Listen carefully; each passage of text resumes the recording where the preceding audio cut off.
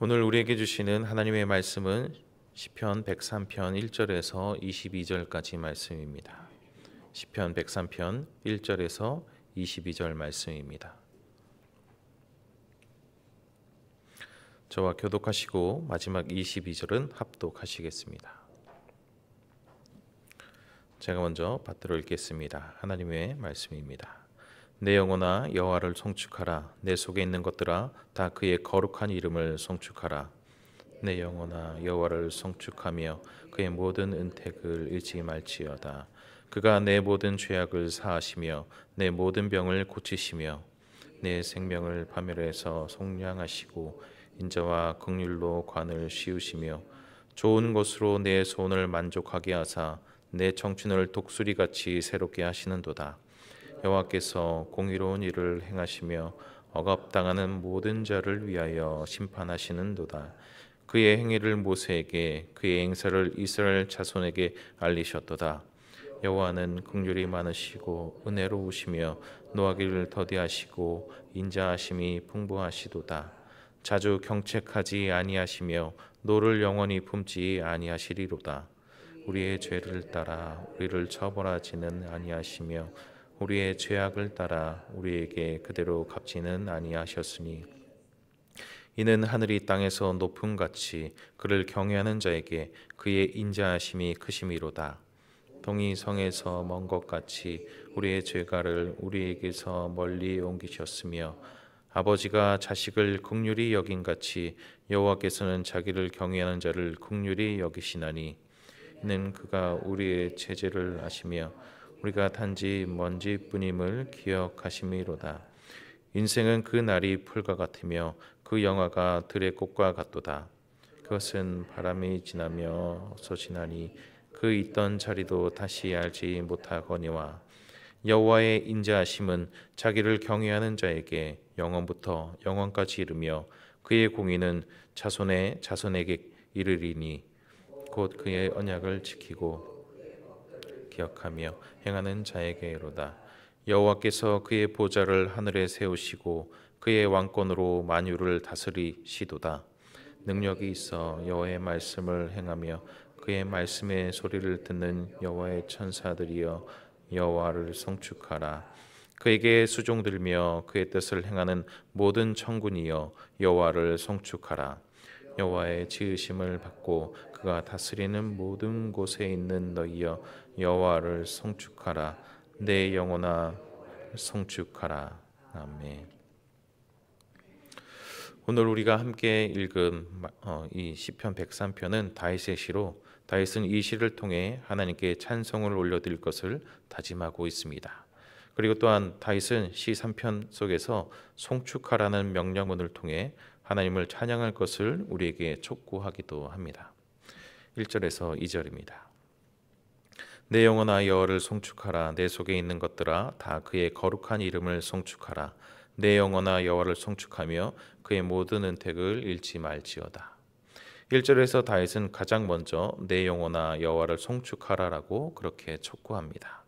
내 영혼아에 해당하는 히브리어 나프시의 원형은 네페시로 영혼, 생기, 마음, 생명이라는 의미를 내포하고 있습니다. 그리고 1절에서는 인간의 지정의를 포함한 전인격을 의미하는 것으로 사용이 되어지고 있습니다. 다시 말해서 다윗은 자신의 마음과 뜻과 정성을 다하여 여호와를 찬양하겠다는 자기 스스로의 권면과 다짐을 한 것입니다. 그러면 왜 시인은 103편을 시작하면서 내 영혼아 여호와를 송축하라 라고 말했던 것일까요?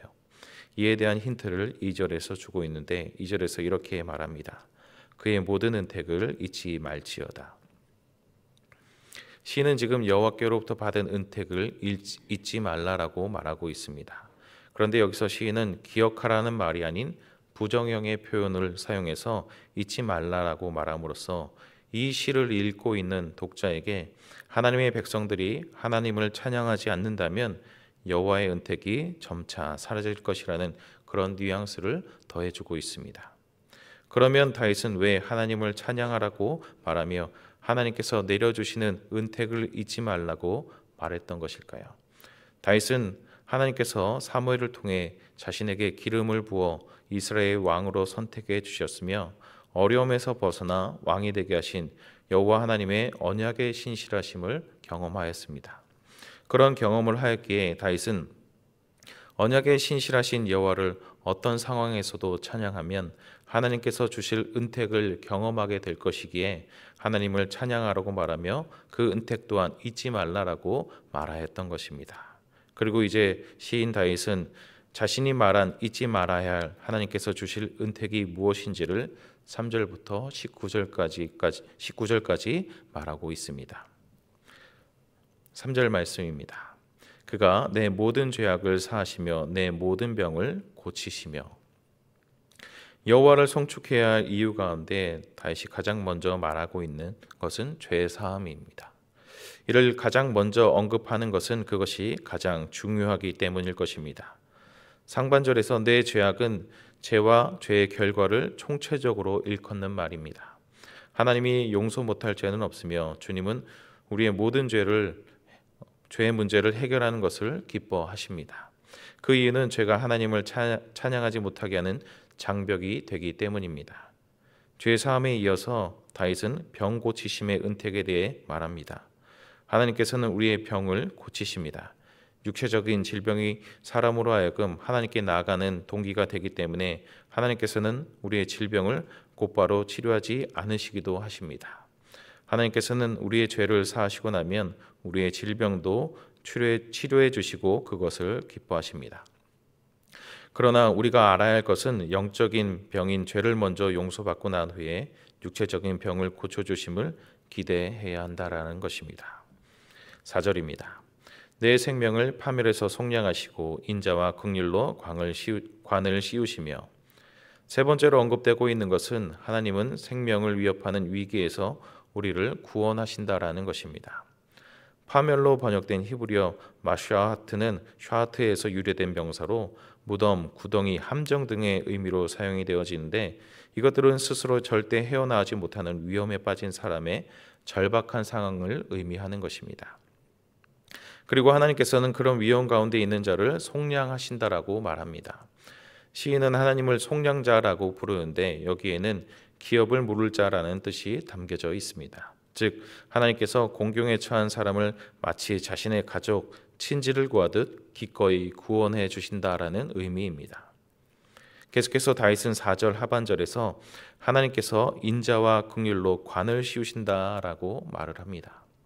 이것은 하나님께서 인자와 긍휼로 우리를 존귀하게 하셨으며 앞으로도 인자와 긍휼로 우리를 보호하시고 인도하실 것을 모든 사람이 보는 앞에서 다짐하신 것으로 이해할 수 있습니다. 또한 관을 씌우셨다라는 것은 구덩이에서 죽음을 맞이하던 비천한 우리를 존귀하게 세우셨다는 또 다른 표현이라 할 수 있을 것입니다. 이어서 5절입니다. 좋은 것으로 내 소원을 만족하게 하사 내 청춘을 독수리같이 새롭게 하시는도다. 다윗은 하나님께서는 좋은 것으로 우리의 소원을 이루어 주시는 분이라고 말합니다. 만족하게로 번역된 히브리어 사바는 사람이 실컷 먹어 더 이상 바랄 것이 없는 상태를 묘사하는 단어입니다. 그런데 그렇게 되는 과정에서 그냥 아무 것으로나 채우는 것이 아니라 좋은 것으로 우리가 소원하는 것을, 우리에게 필요한 것을 하나님께서 채우신다라는 것입니다. 그리고 하나님께서 우리의 청춘, 젊음을 새롭게 하시는 분이다라고 말합니다. 여기서 새롭게 하신다라는 에 해당하는 티드하테시의 원형 핫다시는 헌 것을 수선하여 다시 새 것으로 만드는 것을 의미하는데 본문에서 이 동사를 미완료형으로 사용하였습니다. 여기에서 새롭게 되는 것이 하나님의 은택 가운데 있는 동안 계속해서 임한다라는 것을 말하기 위해 미완료형 동사를 사용했던 것으로 보여집니다. 그리고 독수리같이라는 표현은 아마 독수리가 해마다 털갈이라며 그 위풍당당한 모습을 유지하고 창공을 힘껏 날듯이 하나님의 은택을 받은 자는 계속해서 그 삶을 힘있게 의욕적으로 살아가게 될 것임을 표현한 것으로 또한 보여집니다. 하나님께서는 우리에게 매일 새 힘과 살아갈 의지를 공급하셔서 창공을 나는 독수리처럼 되게 하신다라고 우리는 이해할 수 있을 것입니다. 6절입니다. 여호와께서는 공의로운 일을 행하시며 억압당하는 모든 자를 위하여 심판하시는도다.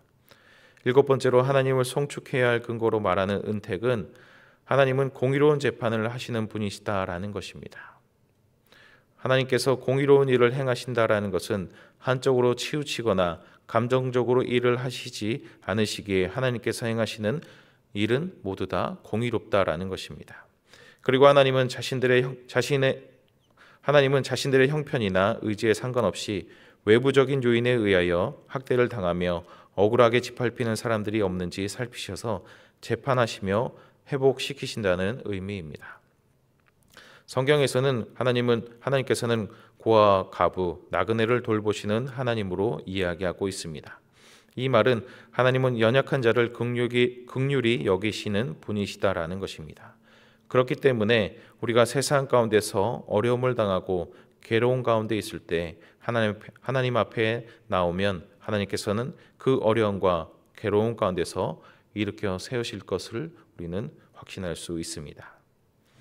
7절에서 8절 말씀입니다.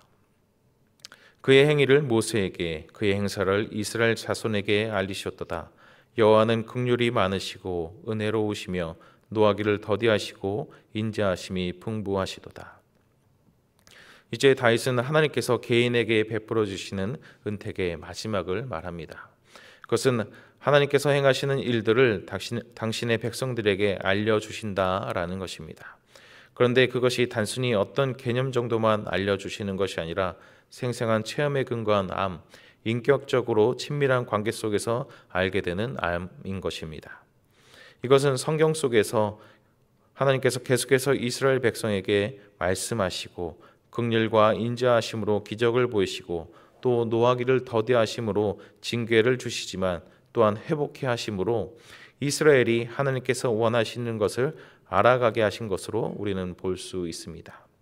이렇게 하나님 자신이 하시는 일을 알게 하시는 이유는 보이는 것을 따라가는 어리석고 불완전한 인간인 우리를 또한 하나님의 백성인 우리를 온전한 믿음을 가지도록 하시기 위한 하나님의 배려인 것입니다. 앞에서 개인에게 하나님께서 베푸시는 은택들에 대해서 말했다면 9절부터 14절에서는 우리에게서라는 1인칭 복수형을 사용하여 공동체와 관련된 여호와의 은택에 대해서 말합니다. 9절에서 10절입니다. 자주 경책하지 아니하시며 노를 영원히 품지 아니하시리로다.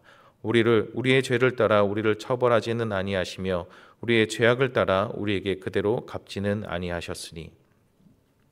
9절과 10절은 아니다라는 의미의 히브리 단어 로로 시작을 합니다. 하나님께서 하지 않으시는 경책하거나 우리의 죄를 따라 우리를 처벌하거나 우리의 죄악을 따라 우리에게 그대로 갚지 않으심을 부정형의 언어로 말을 합니다. 구약 성경의 내용은 이스라엘을 향한 구약의 역사이면서 동시에 죄와 용서의 역사로 또한 볼 수 있습니다. 그렇기 때문에 9절과 10절의 내용은 이스라엘이 죄를 지었다는 이유만으로 하나님께서 관계를 끊어내시지 않는다라는 것을 말하는 것입니다. 하나님께서는 언제나 그리고 계속해서 신실하시기 때문입니다. 11절에서 14절은 10절에서 말한 하나님께서 자주 견책하지 않으시고 이스라엘과의 관계를 끝내시지 않는 이유를 말하고 있습니다. 11절에서 14절입니다. 이는 하늘이 땅에서 높음같이 그를 경외하는 자에게 그의 인자하심이 크심이로다. 동이 서에서 먼 것 같이 우리의 죄가를 우리에게서 멀리 옮기셨으며 아버지가 자식을 긍휼히 여긴 같이 여호와께서는 자기를 경외하는 자를 긍휼히 여기시나니 이는 그가 우리의 체질을 아시며 우리가 단지 먼지뿐임을 기억하심이로다. 이 네 절은 교차 대구적으로 구성이 되어 있는데 11절과 12절은 수직과 수평이라는 은유를 사용하여 하나님의 은택은 하늘이 땅에서 높은 같이라고 크다라고 말합니다. 그래서 그 결과로 하나님께서는 백성의 죄를 멀리 떨어뜨리시는데 백성들의 죄의 거리를 해 뜨는 곳이 해 지는 곳에서 먼 것 같이 멀게 만드신다라고 말합니다. 13절과 14절에서는 칠생의 은유로 말을 합니다. 여호와는 자식을 애틋하게 여기는 아버지의 마음을 가지고 그의 백성을 사랑하십니다. 그리고 여호와는 우리가 먼지뿐임을 기억하신다는 말은 인간의 죄와 인간의 유한성을 가리키는 것으로, 하나님께서는 인간을 창조하셨고 인간의 죄성과 연약함, 유한함을 아시는 하늘의 아버지이기도 하기 때문에 하나님께서는 불완전한 자녀를 향한 사랑 많은 부모의 자비를 베푸신다라는 것입니다. 그리고 이 모든 은택은 자기를 경외하는 자들을 위한 것이라고 11절 상반절에서 먼저 말하였습니다. 즉 하나님께서 나의 주대심과 인도하심을 추구하는 자들을 위한 것이다라는 말인 것입니다. 15절과 16절은 공동체에 내리는 은택에서 다음 단락에 인류에게 내리시는 은택으로 넘어가기 전에 인생의 짧음, 유한함에 대해서 말하면서 다음 내용으로 넘어가는 숨 고르기를 하는 듯합니다. 15절과 16절입니다. 인생은 그 날이 풀과 같으며 그 영화가 들의 꽃과 같도다.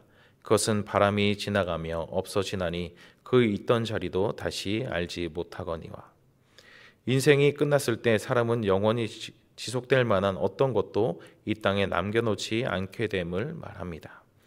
이처럼 연약하고 허무한 인생을 사는 우리가 하나님의 은택을 누릴 수 있다는 것은 참으로 신비 그 자체임을 시인이 말하고자 하였던 것은 아닐까 합니다. 어쩌면 하나님께서는 우리가 보잘것없기에 더 많은 관심을 쏟으시는 것은 아닐까 싶기도 합니다. 이제 마지막으로 인류에게 내리시는 은택에 대해 시인은 말합니다. 17절에서 19절입니다. 여호와의 인자하심은 자기를 경외하는 자에게 영원부터 영원까지 이르며 그의 공의는 자손에게 이르리니 곧 그의 언약을 지키고 그의 법도를 기억하여 행하는 자에게로다. 여호와께서 그의 보좌를 하늘에 세우시고 그의 왕권으로 만유를 다스리시도다. 앞의 내용들이 모든 인생의 유한한 상태를 반영하였다면 17에서 19절은 완전히 반대되는 고백인 영원부터 영원까지 이르며로 시작을 합니다. 그래서 여호와의 영원한 신실함이 인간의 유한하고 덧없는 운명이 시적으로 신학적으로 대비를 이루고 있음을 볼 수 있습니다. 19절에서 여호와는 하늘에 있는 보좌에서 세상을 다스리고 계심을 선언합니다. 즉 하나님께서는 이스라엘의 하나님이실 뿐만 아니라 온 세상을 통치하시는 왕이시다라는 것입니다. 그러나 모든 사람이 하나님의 은혜와 은택을 누리는 것은 아님을 말합니다. 그것은 하나님께서 통치하시는 세상 가운데서 하나님의 언약을 지키고 주님의 법도를 행하는 사람들, 그리고 여호와를 경외하는 사람들이 누리게 된다라고 말하는 것입니다. 이것을 바꿔 말하면 하나님께서 다스리시는 세상 속에서 하나님의 말씀을 바로 알고 삶에서 그 말씀대로 살려고 노력하는 사람이 하나님께서 주시는 은택을 누리게 된다라는 것입니다. 실천이 없는 순종은 있을 수 없습니다. 우리가 이 땅에서 하나님의 말씀대로 살려고 애쓰고 힘쓸 때 우리는 하나님의 은택을 누리는 삶을 매일 경험하게 될 것입니다. 3절부터 19절까지 개인과 공동체, 인류에 주시는 여호와의 은택을 묵상했다면 시인은 이제 시를 마무리하며 앞에서 했던 송축하라라는 부름으로 시를 마무리합니다. 20에서 22절입니다. 능력이 있어 여호와의 말씀을 행하며 그의 말씀의 소리를 듣는 여호와의 천사들이여 여호와를 송축하라. 그에게 수종들며 그의 뜻을 행하는 모든 천군이여 여호와를 송축하라. 여호와의 지으심을 받고 그가 다스리는 모든 곳에 있는 너희여 여호와를 송축하라. 내 영혼아 여호와를 송축하라. 다윗은 1절에서 자신의 마음과 뜻과 정성을 다하여 여호와를 찬양하는 데 사용하겠다며 내 영혼아 여호와를 송축하라라고 했었다면 시의 마지막 부분에서는 여호와의 천사들 그리고 천군들도 시인과 함께 하나님을 찬양할 것을 권하는 내용을 넣으므로 이 시를 수미상관 구조로 만들어 이 시를 기록한 목적이 여기에 있음을 우리에게 말해주고 있습니다. 다윗은 하나님께서 자신을 이스라엘의 왕으로 선택하시고 온갖 어려움 끝에 결국 왕이 되게 하시는 하나님의 신실하심을 경험하였습니다. 그래서 다윗은 언약의 신실하신 여호와를 찬양하면 하나님께서 주실 앞에서 열거한 많은 은택들을 자신처럼 경험하게 될 것을 강조하고 있는 것입니다. 그렇습니다. 우리가 어떤 상황과 어떤 조건에 있을지라도 그 상황과 조건을 바라보지 않고 그곳에서 나와 우리와 함께 하시는 신실하신 하나님을 바라볼 때 우리는 하나님을 찬양할 수 있게 됩니다. 또한 우리가 그렇게 주님의 이름을 높이며 주님만 바라볼 때 죽음의 권세를 이기시고 부활하셔서 지금 우리와 함께 하시는 주님께서 우리가 어떤 처지와 어떤 형편에 있을지라도 어떤 어둠의 터널 속에 있다 할지라도 다윗이 경험하였던 은택들을 우리에게도 동일하게 내려주실 것입니다. 또한 부활하신 주님께 잡힌 바 된 그것을 잡으려고 달려가는 우리에게 주님께서는 잡힌 바 된 그것을 잡으려고 달려가는 우리에게 영원한 승리를 허락해 주실 것입니다. 이것을 기억하며 오늘도 부활하신 주님만 높이며 찬양하며 오늘 하루를 보내시는 모든 교우님들 되시기를 주님의 이름으로 축원합니다. 함께 기도하시겠습니다.